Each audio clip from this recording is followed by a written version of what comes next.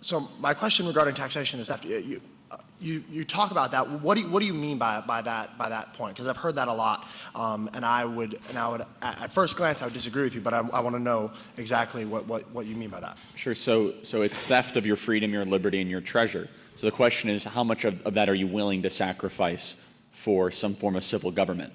And so I made the proposition that a 10% flat tax for everyone based on income, based on wealth, that it should be just 10% across the board. But you have to recognize that you are 100% owner of everything that is yours. Your private property, your earnings. The government it should start at zero. And then we come to some form of consensus or decision of how much we're willing to sacrifice of that, how much we're willing to give up of that to have some form of a functioning civil government.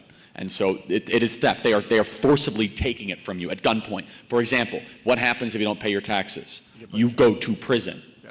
Therefore, under penalty, at gunpoint, you must pay money to the federal government.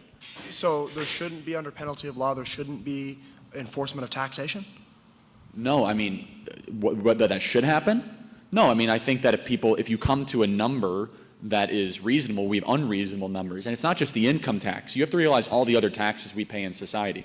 Sales tax, property tax, medical excise tax. Death tax. Literally a death tax. Pay to die. There's 6 taxes when you buy an airplane ticket. Okay, there's so many unnecessary taxes.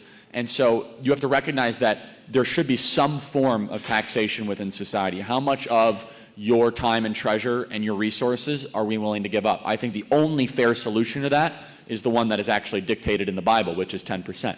10% across the board, regardless of income, regardless of treasure, regardless of success. No loopholes, no deductions, no charitable, nothing. Just 10% across the board for everybody. And the final thing I'll say is this, is that 40% of Americans pay 0% in taxes. There's something wrong with that. They should at least pay a penny, pay $1. You have to have some form of skin in the game.